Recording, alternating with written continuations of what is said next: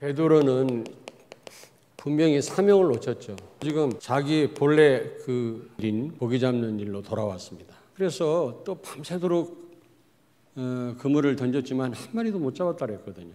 근데 예수님이 부활하신 예수님이 오셔가지고 오른쪽에 그물을 던져라 했을 때 던졌을 때 그물을 들을 수 없을 정도로 나중에 세보니까 153마리가 잡혔다고 그랬어요.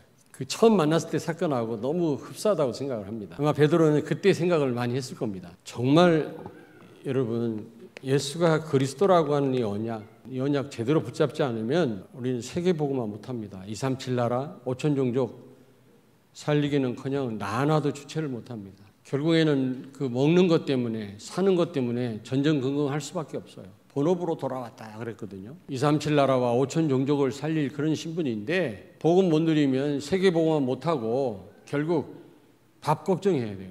그러면 왜 예수가 그리스도라고 하는 언약이 안 맺어지느냐? 이 부활 신앙이 없으면요, 이 언약도 제대로 잡을 수가 없는 겁니다.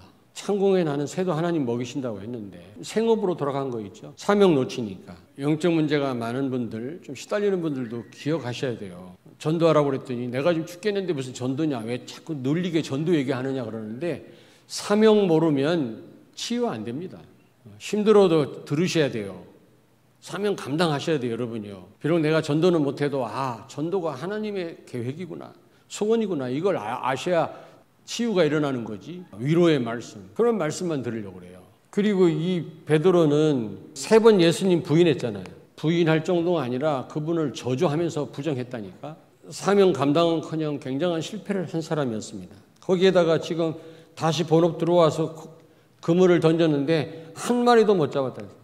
이것은 우리한테 무엇을 지금 말해주고 있는 겁니까? 그런데 여기 오신 예수님은 처음 만났던 그분이 아니거든요. 부활하신 예수님. 부활하신 예수 그리스도의 그 말씀대로 순종했을 때 그물을 들 수 없을 정도로 고기를 잡은 겁니다. 정말 우리가 부활의 의미를 알고 부활에 대한 확신을 가지고 말씀 속에 있다면 틀림없이 우리를 통해서 하나님은 전 세계를 살리게 하실 줄로 믿습니다. 이런 상황에서 지금 예수님께서 찾아오셨죠. 처음 만났던 그분이 아닙니다. 부활하신 예수님이십니다. 이때 베드로는 뭘 연상했을까요? 처음 만남을 아마 생각했을 것입니다. 여기 뭐 다른 제자들도 같이 있었습니다만 특별히 베드로에게 포커스를 맞추고 있으니까요. 아마 베드로는 처음 만났을 때 생각을 했을 겁니다. 그때도 똑같은 상황 아닙니까?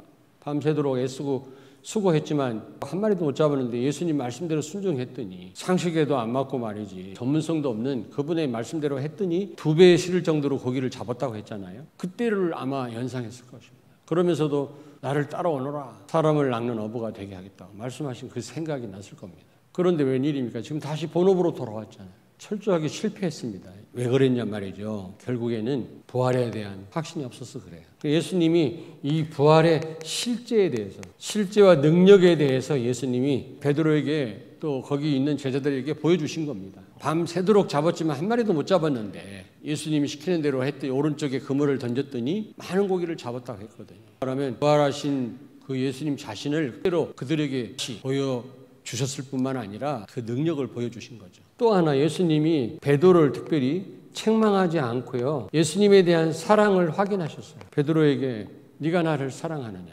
3번 물으셨거든요. 너 왜 나를 배신하고 사명 감당하고 하지 않고 다시 고기 잡는 일을 하면 되겠냐라고 책망하지 않고요, 부활하신 자신을 다시 실질적으로 보여주시고요, 육신과 함께 부활하심을 베드로가 잡은 고기를 구워 드시면서 보여주셨죠. 베드로도 지금 예수님이 처음 나타나신 게 아니에요. 3번째 나타났는데도 못 믿은 거예요. 정말로 믿었다면 그럴 리가 없지. 본업으로 돌아갈 필요가 없는 거지. 바로 사명 감당해야 되지 않겠어요? 사명은커녕 지금 혹시 우리가 이런 상황에 놓일 때 없습니까? 세계복음 한다면서 먹을 걱정하고 말이지, 공부 걱정하고 그러진 않나요? 우리 렘넌트들?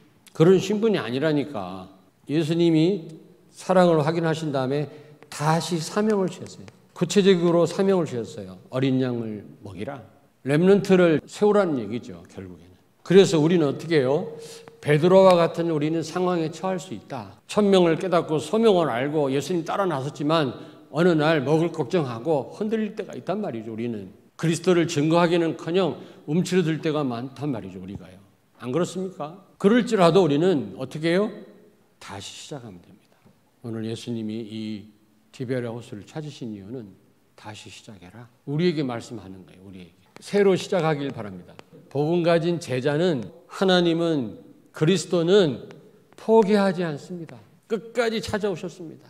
여러분이 세계 복음화할 미래 살릴 렘넌트라면 우리가 비록 실패하고 베드로와 같은 상황에 놓인다 할지라도 끝까지 포기하시지 않고 우리를 인도하시고 책임지시는 줄로 믿습니다. 그리고 우리는요, 여러분, 부활신앙, 우리 부활신앙 제대로 가져야 됩니다. 부활의 의미가 뭐죠? 여러분이 이 부활의 의미를 모르면 예수가 그리스도라고 하는 언약을 제대로 잡을 수가 없는 거예요. 왜냐? 예수님이 부활하셨다는 말은 예수가 그리스도라는 증거 아닙니까? 그리스도가 아니면 절대로 죽었다 살아날 수가 없어요. 하나님이시란 증거거든.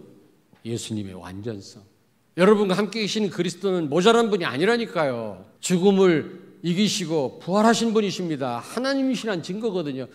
가만히 생각해 보세요. 그런데 우리가 뭐 때문에 염려합니까? 어느 때는 많은 메시지도 들어야 되지만 어느 때는요, 예수가 그리스도 이 언약 가지고 우리는 세계를 뒤집을 수 있어요. 이 부활하셨단 말은 지금 우리와 함께 하신단 말이죠. 예수 그리스도의 현재성. 죽어서 소멸된 분이 아니라 지금 나와 성령으로 함께, 오늘 맥주 감사주일 아닙니까? 다른 말로 오순절이라고 해요. 이스라엘 백성들이 광야 생활할 때 그렇게 원망불평해도 끝까지 하나님이 인도하셨어요. 그리고 초대교회 성도들 모였을 때 성령으로 충만케 하셔서 그 모자라고 가진 거 없는 그들을 통해서 세계보험하셨단 말이죠. 성령의 인도와 충만입니다. 성령의 내주입니다. 그걸 성취하신 분이 예수 그리스도 아닙니까? 맥주절의 의미를 성취한 분이 예수 그리스도란 말이에요. 그리스도를 통해서 성령 인도 속에 있고 우리가 성령 충만받고 증인으로 설 수 있는 줄로 믿습니다. 이걸 감사해야 돼요. 그리고 예수님의 영원성입니다. 부활하셨단 말은 소멸된 분이 아니라 영원하신 분이시다. 히브리서 13장 8절에 예수 그리스도는 어제나 오늘이나 영원토록 동일하시느니라. 초대교회 때 역사했던 예수님은 지금도 우리와 함께 하시고 보좌의 능력으로 역사하시는 줄로 믿습니다. 부활했단 말은 잠시 있다가 소멸된 분이 아니란 말이에요. 고린도전서 15장 20절 우리도 부활한다 그 말이에요. 예수님이 첫 열매가 되셨어요. 부활에. 여러분과 나도 예수님 재림할 때 가장 아름다운 모습으로 부활할 줄로 믿습니다. 이게 부활의 의미거든요. 이 부분이 흔들려 버리면 예수가 그리스도라고는 언약 제대로 잡을 수가 없는 거예요. 지금 베드로가 이게 흔들린 거예요. 두 번, 지금 세 번째 나타나셨거든요. 이제 세 번째 확신을 가진 겁니다. 정말 예수가 그리스도라면, 부활로 증명됐다면 정말로 진심으로 예수님을 사랑하십니까? 예수 그리스도를 사랑해야 됩니다. 그런데 이 사랑은요, 깨달음에 있는 겁니다. 감사도 마찬가지고. 우리는 뭘 많이 받아야 감사하잖아요. 그건 잘 못 깨달은 겁니다. 이미 그리스도와 함께 모든 축복을 이미 받았어요. 그걸 깨달은 성도는 깊은 감사를 할 수밖에 없습니다. 그리스도가 내 안에 와 계시단 말은 다 가졌단 말이에요. 이걸 알았던 다윗은요, 여호와는 나의 목자시니 내게 부족함이 없다. 가장 어려운 상황에서 그런 고백을 할 수 있었던 겁니다. 제대로 깨달은 거죠. 감사는, 사랑은 깨달음에 있는 거예요. 이미 여러분이 모든 사랑을 다 받았어요. 십자가의 사랑을. 그래서 이제는 우리는 구체적 이 사명을 깨달아야 돼요. 우린 천명을 깨달았잖아요. 전 세계에 복음 전하는 거. 소명, 그래서 나를 부른 건 알잖아요, 여러분. 그렇다면 우리가 제대로 사명을 이제요 깨달아야 돼요. 베드로에게는 구체적으로 사명을 주셨어요. 렘넌트를 세워라. 여러분의 사명은 뭡니까? 좀 우리가 구체화할 필요가 있어요. 나는 치유사역이다. 나는 렘넌트다. 나는 산업인으로 교회를 살리는 거다. 무슨 이면 계약이 있어야 될 거 아니겠습니까? 예수님이 디베랴 호수에 오셔서 사명을 구체화하셨어요. 그리고 다시 시작하라는 겁니다. 부활신앙 회복하시는. 다시 말씀드립니다. 예수 그리스도를 여러분이 정말 참으로 사랑하셔야 돼요. 여러분, 우리가 진짜 깨달았다면 사랑해야 돼요. 이게요, 모든 것의 동기가 돼야 돼요. 예수 그리스도를 사랑하는 그 마음이 모든 것의 동기가 돼요. 그래서 여러분이 어떤 가운데 있지라 다시 시작해라. 예수님이 디베랴 호수를 찾으신 이유는 베드로를 책망하고 꾸짖기 위해서가 아니라 다시 시작해라. 부활의 실제를 보여주시고 능력을 실제로 체험케 하신 다음에 다시 시작해라. 여러분이 제자라면, 복음 가졌다면 절대로 포기하시지 않습니다. 하나님은. 그러므로 여러분이 혹시 베드로와 같이 어느 날 사명을 놓치고 헤맬지라도, 혹시 그런 자리에 있다 할지라도 우리 렘넌트들이 다시 시작하세요. 예수님은 부활하신 하나님이신 줄로 믿습니다. 성령으로 지금 여러분과 함께 계세요.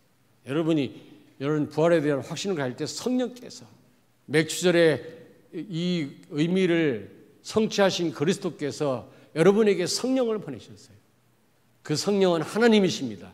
그분이 여러분을 정확하게 인도하시고 충만케 하셔서 237 나라 5천 종족 살리게 하실 줄로 믿습니다. 아멘. 기도하겠습니다.